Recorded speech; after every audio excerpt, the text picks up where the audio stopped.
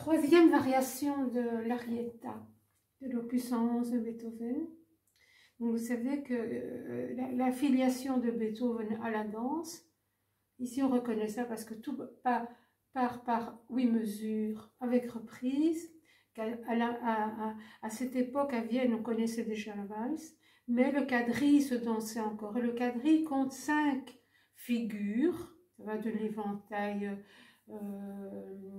à la poule, enfin bon, il faut un peu s'intéresser à la chorégraphie du quadrille. Et c'est ça qu'il y a des changements de mesure de temps dans les 6 variations que Beethoven propose, avec une accélération progressive des tempos quelque part, pour arriver à un galop final qu'il y a dans le quadrille.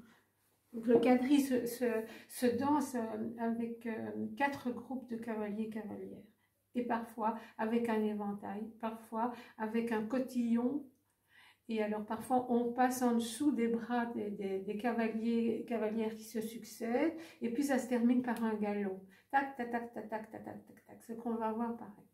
Alors il y a une transition entre ce qui a été dans la douceur et dans la rêverie, donc la deuxième variation qui est une valse chaloupée, on va dire mystique presque. Et alors dans la troisième variation, il ne faut pas rater l'indication du changement de mesure de temps. On passe à un 2 temps. C'est toujours la croche pointée qui marque le temps, mais seulement c'est écrit ici en double croche dans la main gauche. Donc, comme nous sommes dans une mesure composée, vous avez 3 doubles croches pour représenter la croche pointée.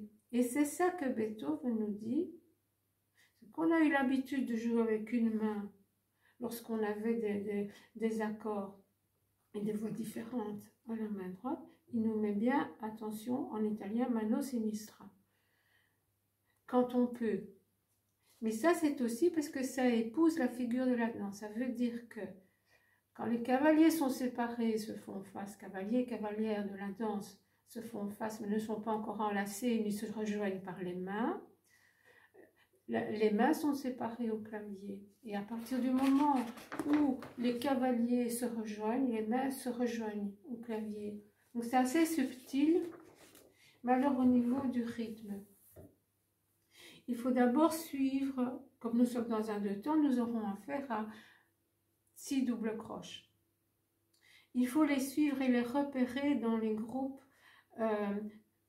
où on alterne une petite saccade. Ici, on est encore dans le dolce. Hein. Il l'a bien précisé. Dolce, la première signification de dolce, c'est amoureux. Donc, il n'y a aucune revendication de rythme effréné ici. C'est pour ça que, là, je fais une parenthèse, il faut d'abord le travailler sans la saccade. Sinon, on aurait déjà envie de faire la 6e variation, là, et on ne peut pas, parce qu'il faut une progression. Et donc, il faut suivre toutes les doubles croches.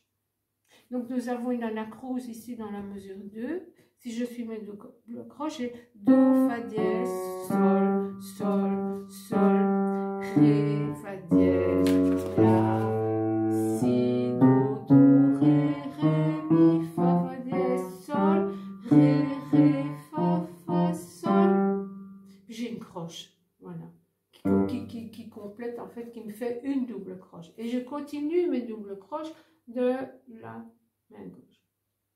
Et attention qu'ici, tant qu'elle peut, la main gauche va encore travailler la note de bas qui est écrite en clé de sol. Donc là, je vais faire mes doubles croches aussi. Sol, La, Sol, Sol, Fa. Et puis donc, je suis alors en octave ici, oui. Donc pas le mi, sol, do, ré, si, do, la. Là, vous voyez, il y a une logique, une continuation, soit avec des achromatismes.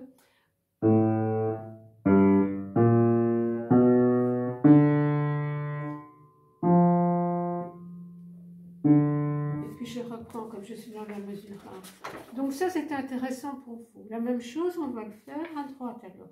On va suivre que les doubles croches. Mi, si, ré, la. C'est embêtant qu'il faut tourner la page. Et puis je descends clé de fa. Fa, ré. Oui. Et puis je reprends alors mes doubles croches ici.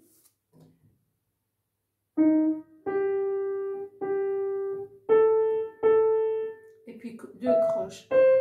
Donc vous voyez, c'est au moment où les cavaliers se tapent dans les mains là. Et donc ça doit être un peu plus sec les croches. Et puis alors on reprend à la double croche.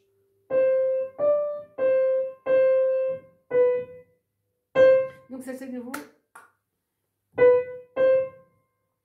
Et on continue comme ça partout à repérer ces doubles croches. Petit à petit, il faut être très patient là.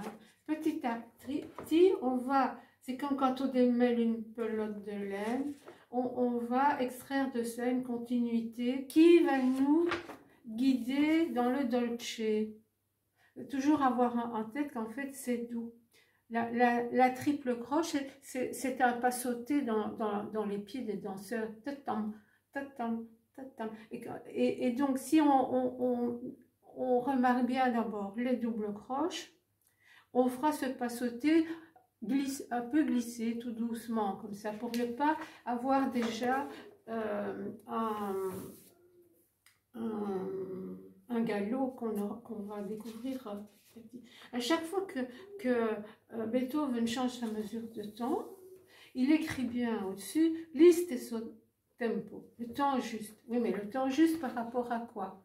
Mais si vous trouvez que mon raisonnement de l'amour de la danse et de Vienne où on fait tout, même les les traités de paix sont signés avec des valses à Vienne, donc on fait tout avec de la danse. Si on prend cet argument comme plausible, istesso tempo veut chaque fois dire le bon tempo de cette figure de danse là. Donc voilà, donc ne mettez pas trop vite vos mains ensemble, essayez de résoudre les significations des signes musicaux que Beethoven nous a indiqués, reportés dans la sociologie de l'époque où les bals figuraient à toutes les occasions, même officielles. Merci beaucoup.